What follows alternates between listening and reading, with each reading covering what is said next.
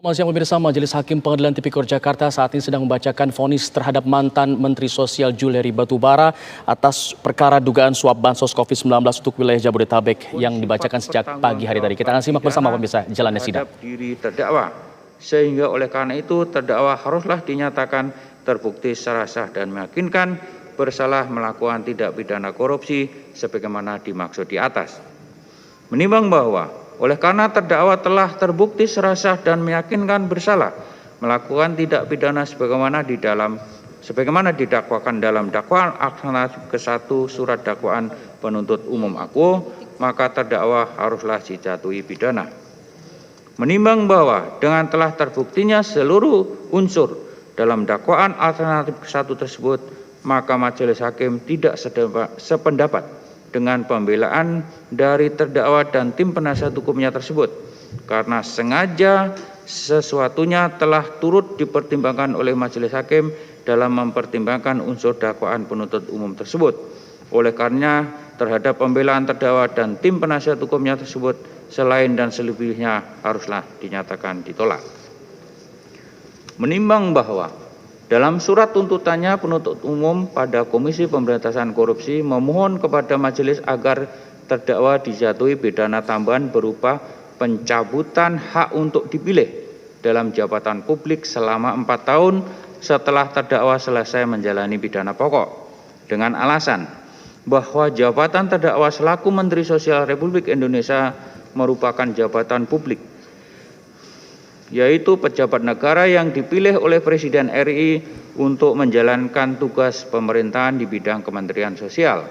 Maka warga masyarakat menaruh harapan yang besar kepada terdakwa selaku Menteri Sosial RI yang merupakan penyelenggara negara agar dapat melaksanakan tugas kewajibannya secara jujur dan amanah dengan memberikan teladan yang baik dengan tidak melakukan korupsi, kolusi ataupun nepotisme. Namun terdakwa dalam jabatan sebagai Menteri Sosial RI bersama-sama dengan Saksi Adi Wahyono dan Saksi Matius Joko Santoso telah menerima hadiah berupa uang dari para penyedia bansos sembako terkait dengan penunjukan sebagai penyedia dalam pengadaan bansos sembako di Kementerian Sosial RI tahun 2020 sebagaimana fakta yang terungkap dalam persidangan dan tertuai dalam pembuktian unsur-unsur pasal di atas, sehingga perbuatan terdakwa ini bukan saja tidak mendukung program pemerintah dalam pemberantasan tindak pidana korupsi, namun justru mencederai amanat yang diembannya tersebut. Hal ini ditujukan untuk melindungi warga masyarakat untuk sementara agar tidak memilih kembali pejabat publik yang pernah berperilaku koruptif maupun memberikan kesempatan kepada terdakwa untuk memperbaiki dan merehabilitasi diri yang sejalan dengan salah satu tujuan hukum pidana, yaitu menciptakan efek jera bagi pelaku kejahatan dan orang lain yang akan melakukan kejahatan, sehingga fungsi hukum sebagai a tool of social engineering dapat terwujud. Menimbang bahwa terhadap permohonan penuntut umum di atas, setelah melihat alasan-alasan yang dikemukakan oleh penuntut umum, maka majelis hakim setuju dan sepakat dengan penuntut umum agar kepada terdakwa dijatuhi pidana tambahan berupa pencabutan hak politik dalam waktu tertentu sebagaimana ditetapkan dalam amar putusan perkara ini. Menimbang bahwa terhadap seluruh pendapat penuntut umum dalam rekuisiturnya dan pendapat-pendapat tim penasihat hukum terdakwa dalam pledoinya selain dan selebihnya dianggap telah terserap dalam seluruh pertimbangan-pertimbangan hukum di atas. Menimbang bahwa oleh karena terdakwa telah terbukti secara sah dan meyakinkan bersalah melakukan tindak pidana sebagaimana yang didakwakan dalam dakwaan alternatif ke-1 surat dakwaan penuntut umum aku, maka terdakwa haruslah dijatuhi pidana. Menimbang bahwa mengenai barang bukti yang diajukan oleh penuntut umum, statusnya akan diputuskan dalam amar putusan di bawah ini. Menimbang bahwa karena terdakwa dijatuhi pidana, maka berdasarkan pasal 222 ayat 1 Undang-Undang RI nomor 8 tahun 81 tentang hukum acara pidana, kepada terdakwa dibebankan untuk membayar biaya perkara yang besarnya akan ditentukan dalam amar perkara ini. Menimbang bahwa karena terdakwa ditahan di rumah tahan negara berdasarkan pasal 22 ayat 4, maka lamanya terdakwa berada dalam tahanan akan dikurangkan seluruhnya dari pidana yang dijatuhkan.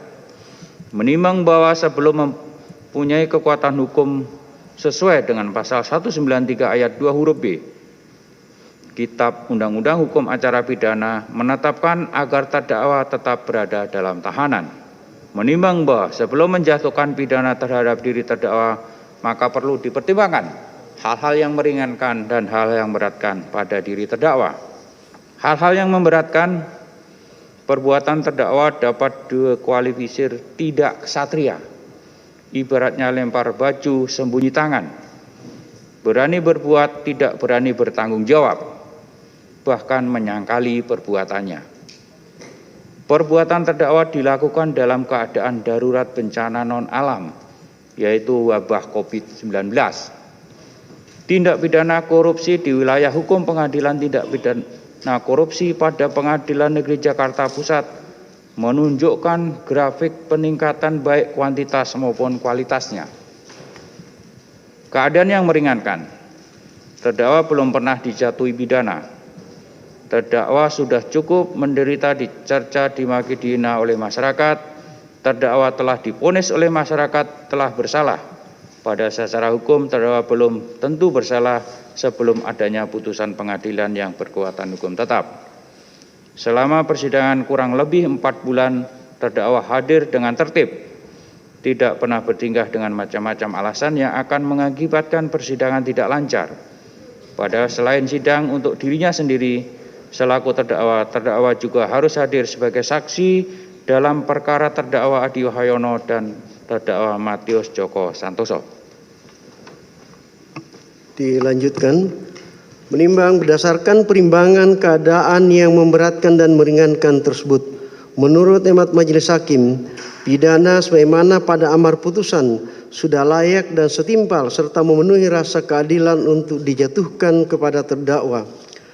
Mengingat pasal 12 huruf B yunto pasal 18 Undang-Undang Republik Indonesia nomor 31 tahun 1999 tentang pemberantasan tindak pidana korupsi sebagaimana telah diubah dengan Undang-Undang RI nomor 20 tahun 2001 tentang perubahan atas Undang-Undang Republik Indonesia nomor 31 tahun 1999 tentang pemberantasan tindak pidana korupsi junto pasal 55 ayat 1 ke 1 junto pasal 64 ayat 1 Kitab Undang-Undang Hukum Pidana dan pasal 22 ayat 4, pasal 46 ayat 1, pasal 193 ayat 1 dan ayat 2 huruf B dan pasal 197 ayat 1 Undang-Undang Republik Indonesia nomor 8 tahun 1981 tentang hukum acara pidana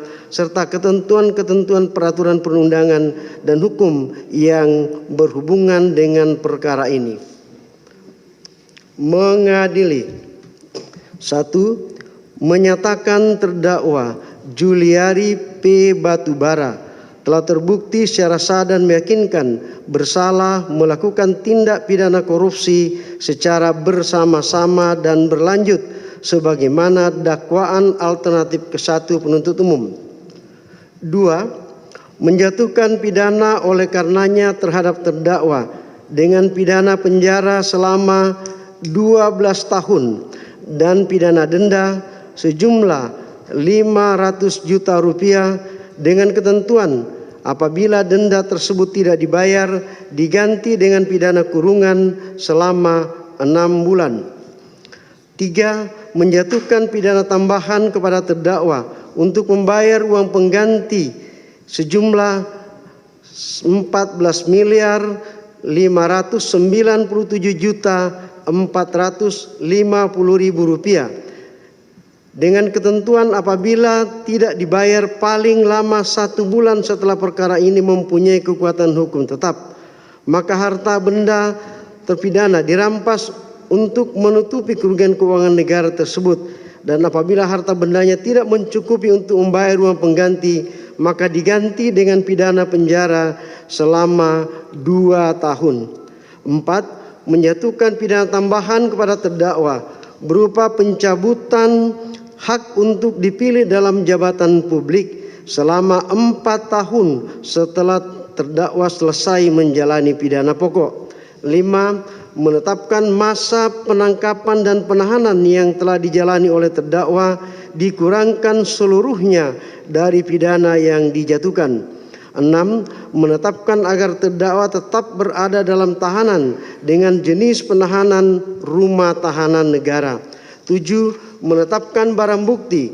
1 lembar catatan daftar nama penerima uang staf tim Bansos yang difarap oleh Mateus Joko Santoso tertanggal 5 Desember 2020 sampai dengan barang bukti nomor 533 berupa 1 handphone merek Vivo nomor model Vivo 1612 IMEI 185228036254432, IMEI yang kedua 8652280362544424 yang di dalamnya terdapat kartu SIM dengan nomor kode 00000008789990 tanpa kartu memori dipergunakan sebagai barang bukti dalam perkara lain.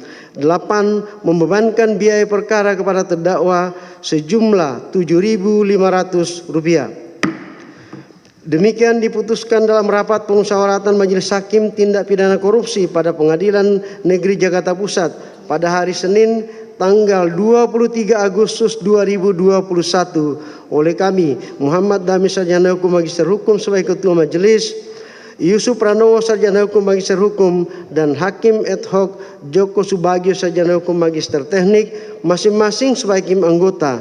Putusan ini diucapkan dalam persidangan yang terbuka untuk umum pada hari dan tanggal itu juga oleh majelis hakim tersebut dengan dibantu oleh Min Setiadi Sarjana Hukum sebagai panitera pengganti yang dihadiri oleh tim penuntut umum pada Komisi Pemberantasan Korupsi dan terdakwa didampingi tim penasihat hukumnya. Saudara terdakwa dan penasihat hukum terdakwa, demikianlah putusan majelis hakim.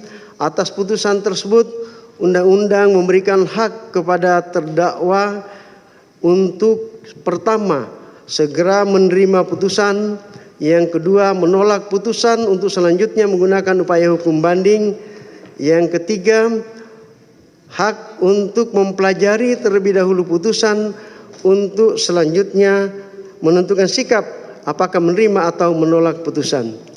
Kami silakan pada saudara terdakwa atau penasihat hukumnya untuk menentukan sikap. Terima kasih Yang Mulia. Meskipun tidak seluruh amar putusan tadi kami bisa dengar, tapi kami sudah mendapatkan intinya bahwa terdakwa dipidana penjara 12 tahun dan juta dan uang pengganti 14.597.000.000 dan seterusnya. Kemudian dicabut hak-hak politik selama 4 tahun setelah menjalani pidana pokok. Nah, kami sudah sempat berdiskusi sedikit dengan terdakwa untuk menentukan sikap. Kami akan coba mengambil sikap terlebih dahulu untuk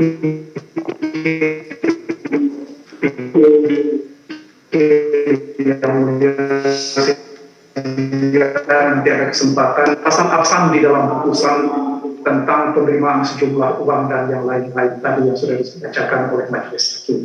Itu yang bisa kami sampaikan Yang Mulia. Sekali lagi kami akan pikir-pikir terlebih dahulu. Terima kasih. Baik ya. Saudara penuntut umum atas putusan ini juga mempunyai hak yang sama dengan terdakwa dan atau penasihat hukum terdakwa. Bagaimana sikap penuntut umum? Terima kasih Yang Mulia. Kami menggunakan waktu yang diberikan oleh undang-undang untuk mempelajari putusan dalam waktu 7 hari yang lalu. Baik ya. Jadi sama, baik terdakwa maupun penuntut umum akan mempelajari terlebih dahulu putusan ini sebelum menentukan sikap atau yang lazim kita sebut dengan pikir-pikir.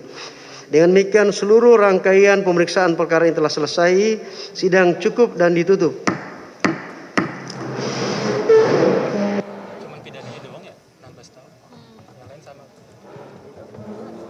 Recording stopped.